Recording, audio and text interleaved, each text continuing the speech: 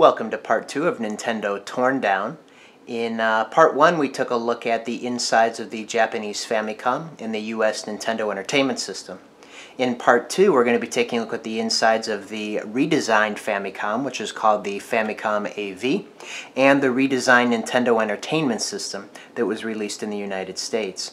And this system never had a new name along with its redesign. It was just known as the newly designed Nintendo.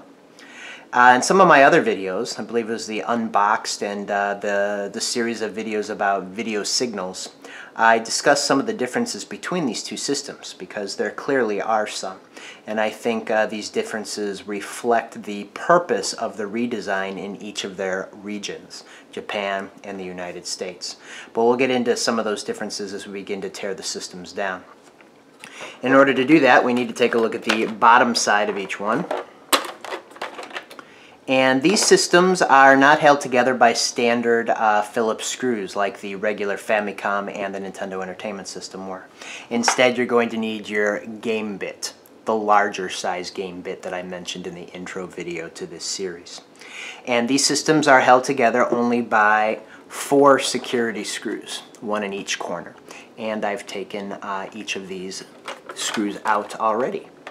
So, the bulk of the internal components are fixed to the bottom half of the shell, so I flipped them right side up again. And once you get the security screws off, you'll be able to take the top part of the shell off of each system. And you can see that with the exception of the bubble here to kind of disguise how far the Nintendo Entertainment System cartridge is stuck up out of the system, these pieces are very similar. Main difference is there's a little notch cut out of the side of the Famicom AV to accommodate the EXT port that is here. So let's take a look at these. And what you're going to notice right away is that even though these are pretty much the same system, there are really more differences inside than similarities. The first thing you're probably noticing is that, like the Nintendo Entertainment System, the redesigned Nintendo Entertainment System has a lot of RF shielding on it, and that was a requirement made by the FCC in the United States. Not so much in Japan, is right when you take the cover off, you see the motherboard. So that's one of the main differences here. Another difference, like I already pointed out, is the EXT port on the Famicom AV, and that's for accessories such as the beam gun, or the zapper, as it was known here in the United States.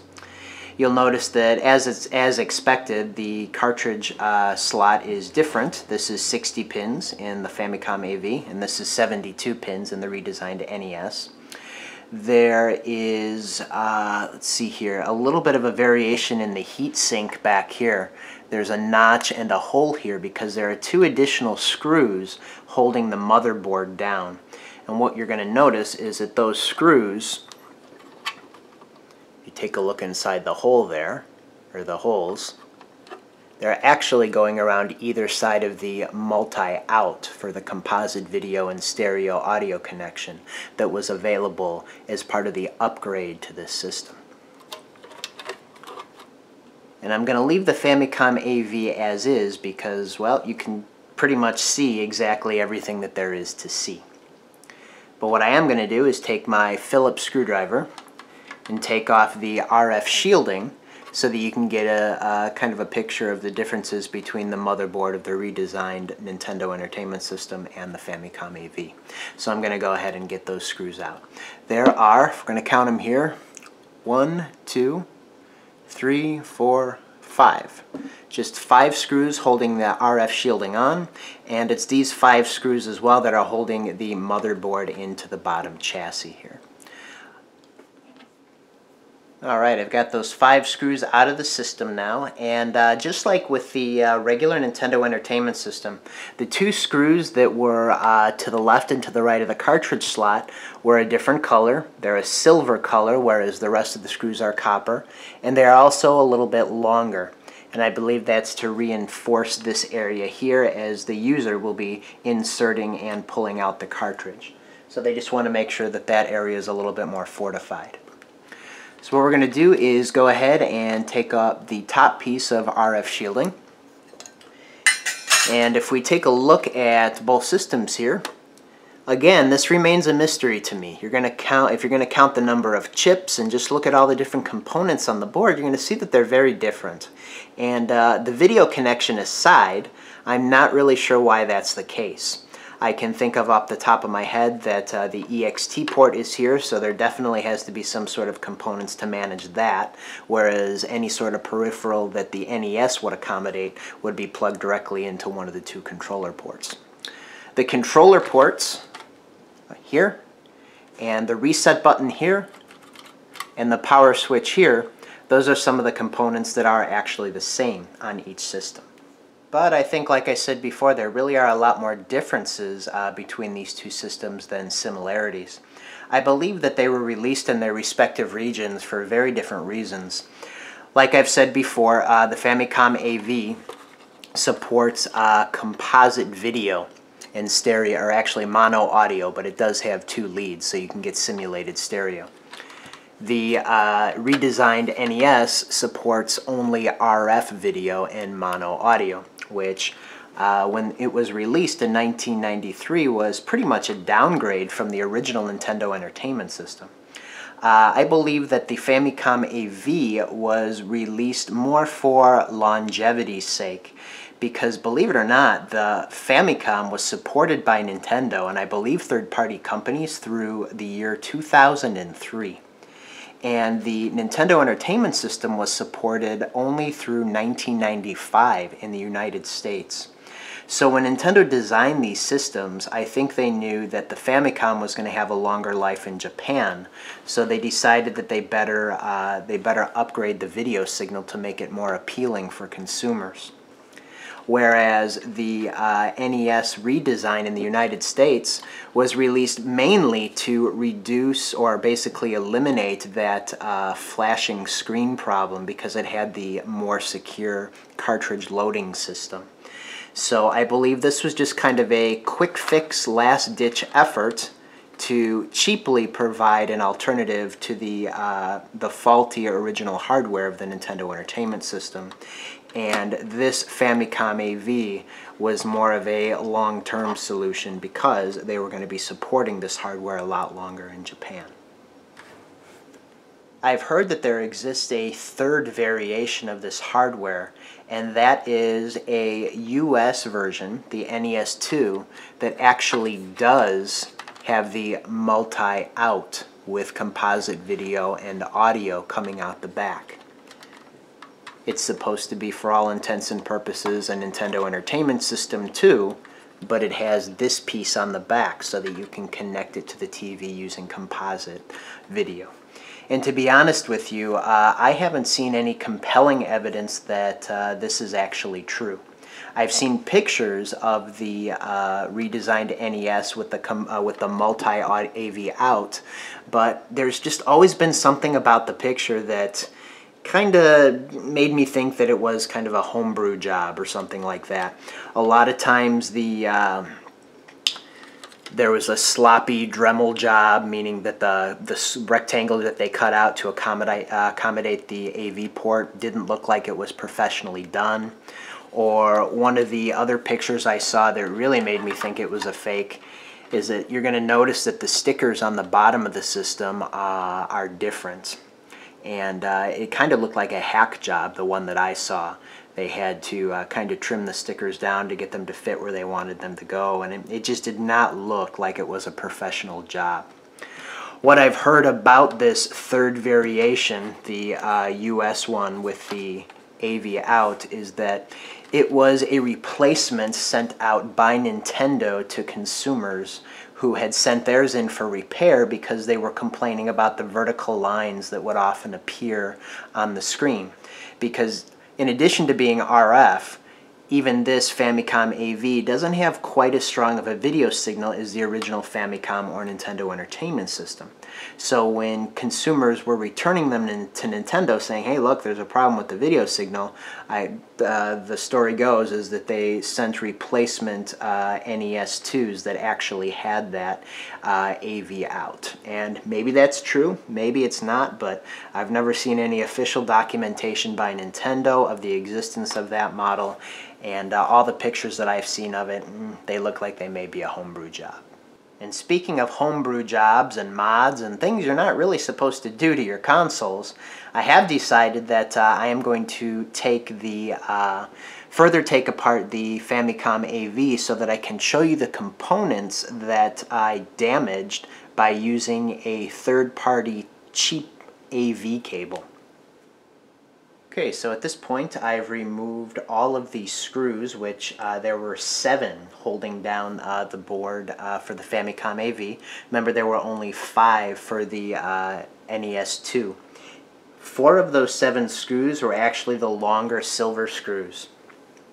And those screws were found, just like in the NES 2, alongside the cartridge slot. And they were also the screws that were to either side of the multi-AV out adapter. And you're going to have to use the holes in the heatsink to access those screws. And once you're able to get all those 7 screws out, you can lift the entire board out. And you'll notice that both systems actually have RF shielding on the bottom. But it's only the US NES 2 that has RF shielding on the top.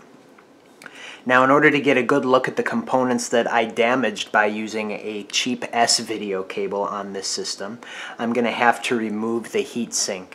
And in order to do that, there are an additional 2 Phillips screws here that are a lot shorter, and they also have a little tooth washer kind of wedged in between the head of the screw and the surface of the board.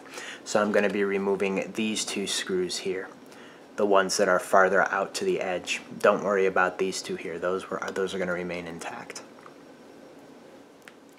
Alright, I got those 2 screws out, but I forgot there's a third. There's actually a third screw right up top there that is going through a voltage regulator. So you're going to have to be careful when you take that screw out. And again, it's a very short screw. It only goes through the heatsink to that point right there. So give me a minute to get that one out.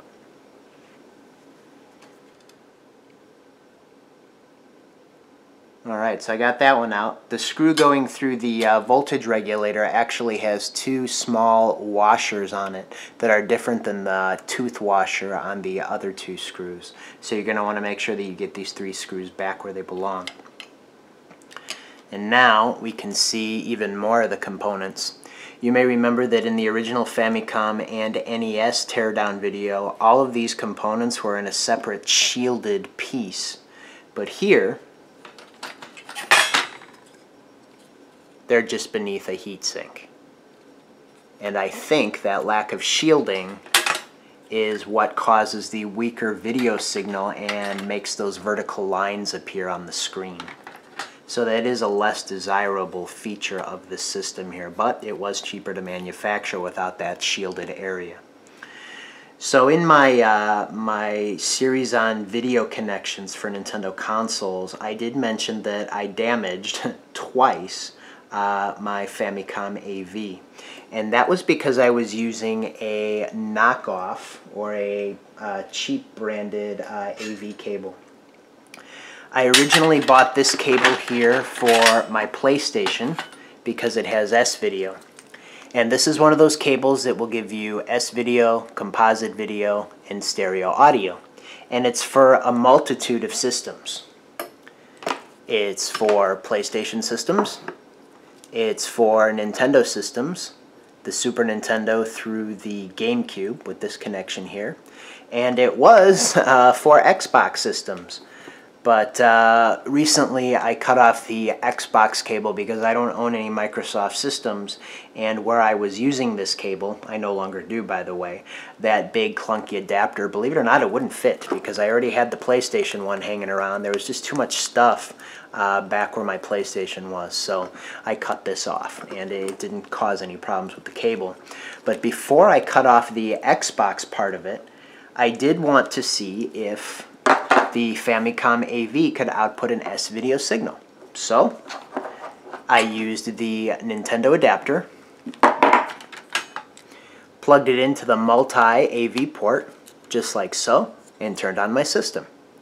Nothing happened, but I did smell something.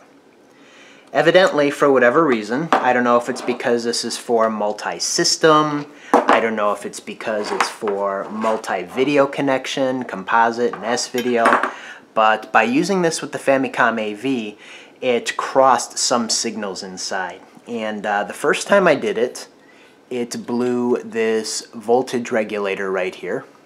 This piece, which actually has 3 prongs coming out of it, that gets soldered into the motherboard at this point right here. 1, 2, 3. And then the second time I did it by mistake, I had hooked up the wrong cable. I blew this capacitor right here. So you do want to be sure that you're using, for the most part, I would recommend first-party cables, and for sure cables that are meant for the video signal that the system is capable of outputting.